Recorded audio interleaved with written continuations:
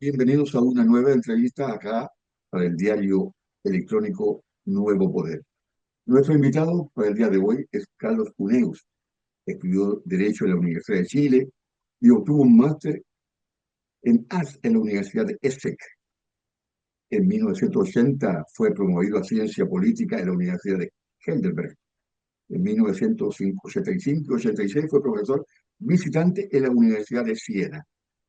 Señor Cuneus, gracias por compartir estos minutos con nosotros. No, gracias por la invitación. Profesor y analista, cientista político, no puedo dejar de hacerle una pregunta que creo que muchos esperan que se la formule. ¿Cómo ve la primera vuelta de la elección presidencial? Mire, eh, bueno, en la primera vuelta va a estar la señora Jara de todas maneras y el otro candidato, ahí, ahí no me atrevería a hacer una predicción porque puede ser entre Matei y Kast. Entonces, es primera vez que encuentro que la segunda vuelta está incierta. ¿Mm? Eh, y prefiero mantenerme ahí porque no tengo antecedentes para decir las encuestas dan resultados muy disímiles, son encuestas por internet, entonces no me atrevo a dar una predicción. Está difícil entonces el escenario, porque si una persona como usted, que es un experto y analista político, no tiene una definición al respecto, quiere decir que vamos a tener que esperar hasta el día de la elección, o de la tarde, ¿no? No, yo creo que incluso hasta los encuestadores, porque yo dejé de hacer encuesta hace varios años, 7, 8 años, los mismos encuestadores están inseguros respecto a sus predicciones, de tal manera que yo comparto esa situación y lo admito, ¿no? Vamos al tema. La última semana de octubre se conocieron los resultados de la encuesta Bicentenario de la Pontificia Universidad Católica 2025. Y estos resultados, a mi juicio como un mero observador, son muy preocupantes respecto de la confianza de la ciudadanía. Sitúa a los partidos políticos con un 3% de aceptación ciudadana y a los parlamentarios digo, con un exiguo 1%. ¿Qué lectura hace usted de esto? Eh, yo hice encuestas, en la serie de encuestas que hicimos en el CERC, en el Centro de Estudio de la Realidad Contemporánea, incluimos preguntas sobre confianza en las instituciones. Y en todas ellas, desde 1990, ¿ya? Aquí tengo hasta el 2016. ¿No? En todas esas encuestas, los partidos se ubican en último lugar. ¿Ya? Recibían el 14% en 1996, cayeron al 4% el 2002, subieron, entre comillas, digo, al 6% el 2003, 9% en los 2 años siguientes, y de ahí saltó, por decirlo, al 12% el 2005 y volvió a caer el 2015 y el 2016, teniendo un 7 o un 5%. De tal manera que aquí hay una base de datos en la cual los partidos son descalificados, no hay confianza en ellos, y no se ha tomado ninguna decisión para corregir esa bajísima confianza en ellos, ¿no? Ni los dirigentes de los partidos, ni los parlamentarios, ni tampoco los gobiernos, los presidentes que necesitan a los partidos políticos para gobernar, ¿no?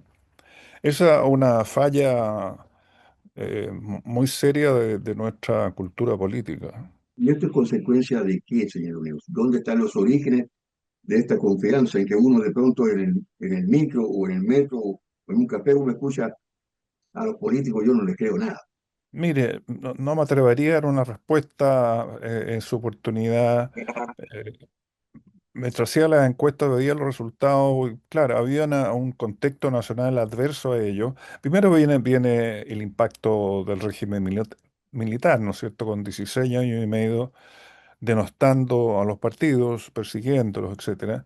Pero después hubo un bajo porcentaje, como yo le decía, y más adelante han habido episodios en los cuales han intervenido dirigentes de partidos que, que mantenido constante el rechazo a su confianza, ¿no? Entonces, yo no me atrevería a dar una respuesta a un problema complejo.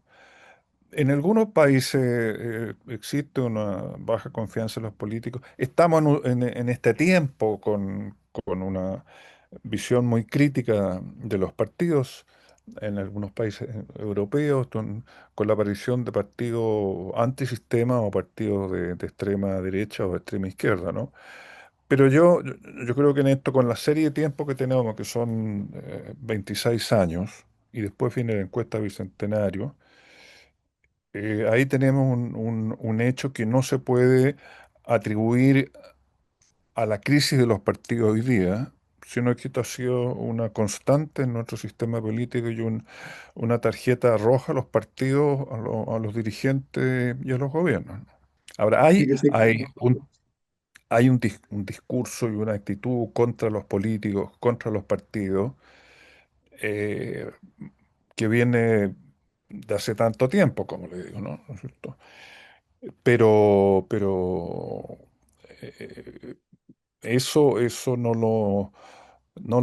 puede ser un factor que influye. En algún momento se creó en la imagen pública negativa, ¿no? Hay episodios de distinta naturaleza que lo han activado, pero como lo repito, no me atrevería a dar una razón de la causa de ello. Y qué se debe hacer, o qué es lo que se debe hacer y quiénes deben participar en ello, porque eso no se puede dejar ese resultado así y mirarlo como un dato ya de la naturaleza del sistema político chileno. hay un tema que es también en esa misma encuesta. Una de las mejores calificadas son la Iglesia, las universidades y también las Fuerzas Armadas, y un 39%, según la última cifra que consigo. La Iglesia Católica tenía, como bien sabido, un alto porcentaje en los años 90 y el impacto de, del sacerdocio y los efectos pedófilos y otros acciones ilegales e inmorales, cayó fuertemente en 2010, que el episodio Caradima es más o menos de esa época, un poco antes. Y ahí se mantiene y sigue bajando, cayó al 20% en el 2015, ¿no? Y 27 pues, subió al 27% el 2016. Entonces hay Aquí una, tengo, aquí tengo las cifras exactas acá, que me han publicado. Las universidades están con un 55%, ¿ya? Fuerzas Armadas 39%, Carabineros 39%, Iglesia Católica 22%. ¿Ya? Entonces la Iglesia Católica tiene un bajo por ciento, baja confianza en ella, pero entiendo que en la misma encuesta Bicentenario eso comienza levemente a mejorar, si uno se puede decir, porque llegó bajo el 20%, ¿no? Ahí hay un tema eh, que tiene su origen, se puede decir cuáles son las causas, ¿no? A diferencia de los partidos. Entonces es una consecuencia de esa desconfianza que solo un 15% dice estar de acuerdo que el Estado entregue financiamiento a los partidos políticos. Bueno, si los partidos no tienen la simpatía ciudadana, es comprensible que haya un bajo apoyo financiero a ello. El problema es que esa materia es compleja porque hay una actitud contra los partidos de lado y lado, ¿no?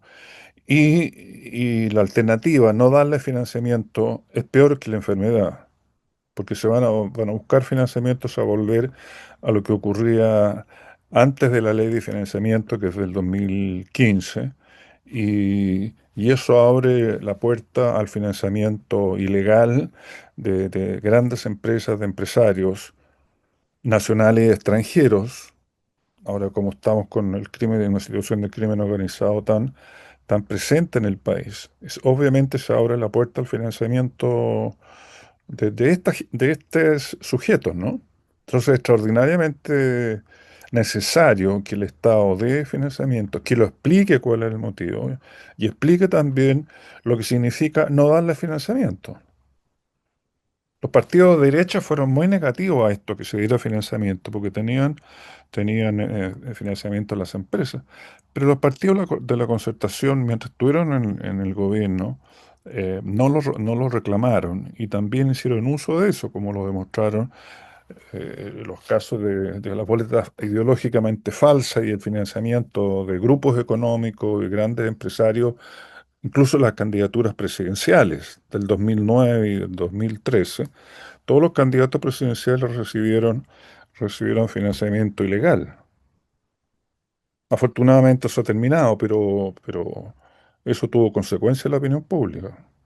Estos números son preocupantes porque se dan cuando faltan 2 semanas, poco más, antes de las elecciones presidencial y parlamentarias. Justo ahora se dan esa incredulidad de la gente. ¿Cuál es el número? ¿El financiamiento de los partidos? No, me refiero respecto a lo que se dice la confianza de la gente en los partidos políticos.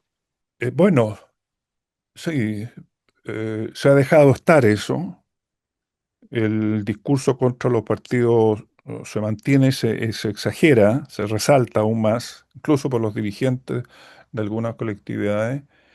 Pero eso hay que verlo en un contexto más amplio de una debilidad de la confianza que tienen los chilenos en las instituciones públicas, incluso en las instituciones sociales. Entonces, yo lo encuentro, como lo dije, bastante grave. Bueno, veamos.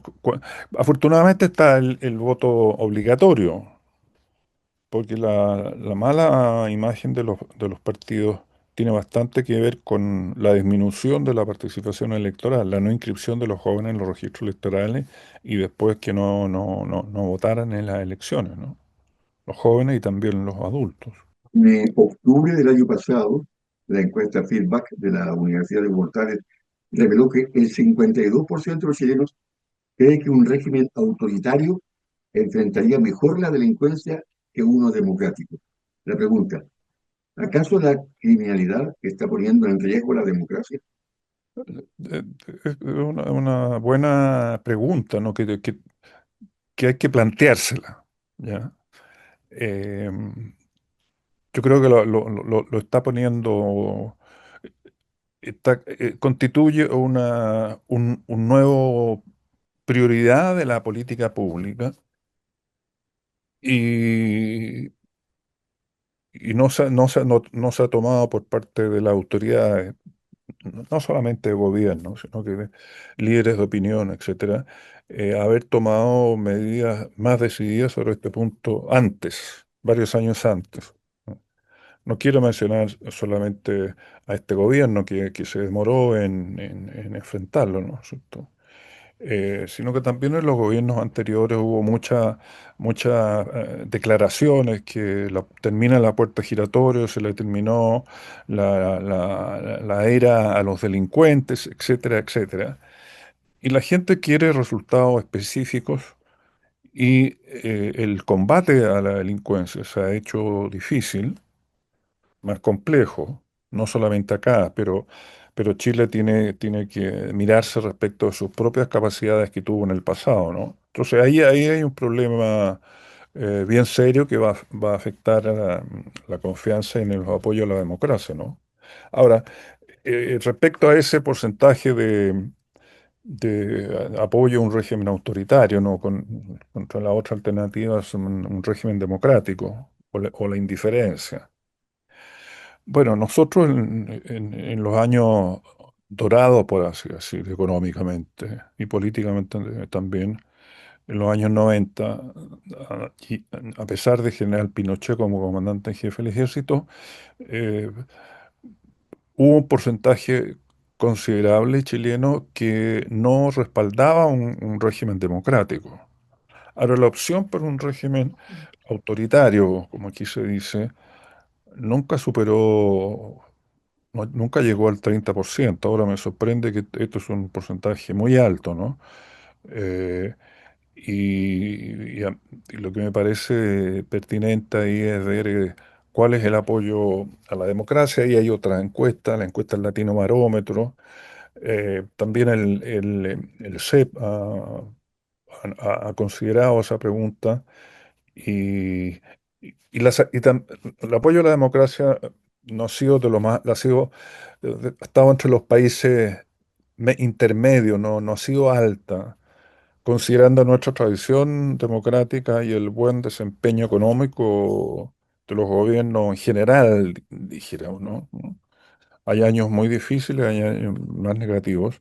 Entonces, el contraste que hay entre una situación económica razonablemente buena, la percepción de la gente que está percibiendo en parte los beneficios, pero teniendo conciencia de las desigualdades, pero de ahí a saltar a una preferencia por un régimen autoritario, yo no lo veo tan alto.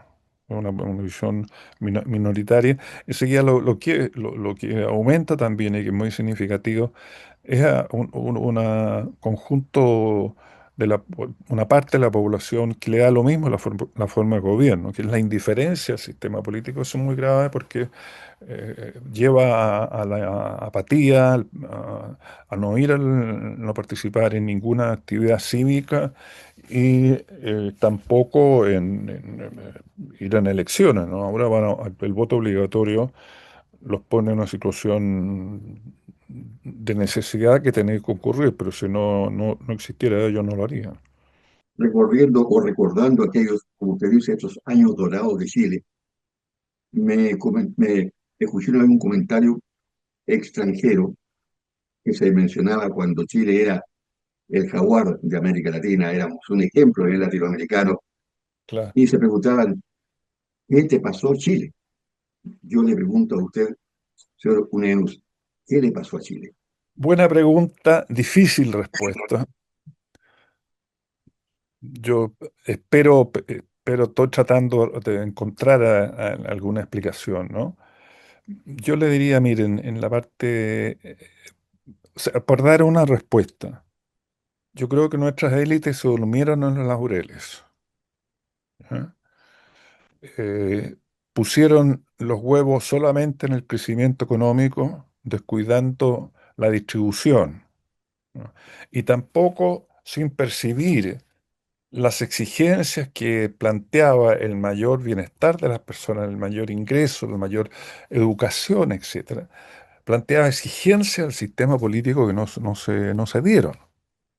Entonces, esa mala imagen de los partidos también se refleja en la falta de renovación de sus dirigentes. Por tomar ver el actual gobierno, ¿no es cierto? Tiene embajadores, ministros que lo han sido desde antes del golpe de Estado, ¿eh? Entonces no hay una renovación, no hay esta sobreexcitación con el crecimiento económico y una perspectiva de de medirlo solamente con los indicadores técnicos, macroeconómicos, y no en la complejidad que significa la interacción entre bienes económicos y bienes políticos. ¿De qué manera esos bienes económicos se transforman en bienes políticos? Y ahí también hubo un descuido con las bases del sistema político para acompañar a este cambio tan revolucionario que tuvo nuestro sistema económico con la dictadura, ¿no? O sea, el sistema económico fue tremendamente convulsionado con el gobierno de Allende, llegando a la hiperinflación y otros quiebres que se produjo en el sistema económico, pero la dictadura hizo una revolución en el sistema económico con las privatizaciones, con el libre mercado, la libertad de mercado y muchas otras componentes de ese sistema económico. Y los gobiernos de la concertación, lo escribí en un libro hace algunos años, no tenían un modelo alternativo al sistema neoliberal que impusieron los Chicago Boys. Naturalmente, hubo cambios muy importantes, hubo reformas, el Estado tuvo una participación activa en la lucha contra la pobreza. Los Chicago Boys pensaban solamente que el mercado automáticamente lo iba a resolver. Y cambios relevantes respecto a la organización sindical y otras medidas, ¿no? Pero la arquitectura como tal ha permanecido con sus principales pilares ahí, ¿no? El sistema AFP lo demuestra, ¿no es cierto? Por dar un ejemplo, la privatización de la salud y el estado en que se encuentra la salud y las limitaciones que tiene para que sea un bien público, ¿no? No es un bien público, etcétera, ¿no? Entonces, pero en síntesis, dormirse en los laureles y una perspectiva muy tecnocrática de los políticos respecto al crecimiento económico, ¿no? Llevándonos a su experiencia, su bagaje como analista, como cientista político. La última pregunta. ¿Cómo ve a Chile en el corto plazo? Mire, eso lo voy a poder comenzar a procesar en una semana más, es decir, entonces, qué es lo que ocurre en primera vuelta, porque tenemos un sistema político fragmentado, sistema de partidos fragmentado, pero enseguida con una sociedad que hace tiempo está despolitizada, desencantada, con la primacía de los intereses individualistas, ¿no es cierto?, que tuvo una expresión durante los procesos constituyentes, ¿no es cierto?, cuando sectores de derecha hablaban de que la AFP, la previsión es un derecho adquirido por las personas, nadie me va a quitar esto. Una capitalización individual. La democracia implica comunidad, implica sentimientos compartidos. No existen los bienes individuales, y menos la previsión. Tiene que, eh, el Estado no se puede desentender de eso. Y hemos visto que las AFP tampoco han cumplido la promesa que se dieron hace 30 años, más de 30 años, bueno, hace no, más de, claro, no, 40 años, pues, la reforma es del año 1980, ¿no es cierto? No han cumplido su función, entonces van a seguir los graves problemas y no sé si hay diagnósticos comparativos respecto a la gravedad, complejo lo difícil que es la situación, la difícil que va a ser enfrentar algunas de los principales dilemas. No es solamente el crecimiento que, no, se- que es relevante en la medida que sea compartido, que haya una difusión del mismo y no la concentración. La experiencia europea lo ha demostrado, ¿no es cierto? Estados Unidos lo ha demostrado muy bien. Entonces, a la luz de la campaña presidencial, en que los candidatos han tendido a focalizarse en crecimiento, inmigración, crimen organizado, droga, etcétera, en tres o cuatro temas, haciendo promesas muy explícitas, muy demagógicas. No sé si, yo creo que no están preparadas las propuestas para enfrentar esos desafíos, esas amenazas a la democracia, y con partidos débiles, con tendencia individualista entre diputados y hasta senadores, de votar como ellos estiman conveniente. No de acuerdo a lo que prometieron en su momento y integraron una lista con partidos. Entonces, vamos a tener una situación muy difícil. No se puede gobernar no puede haber estabilidad democrática con partidos, con la debilidad que tiene Chile hoy día, ¿no?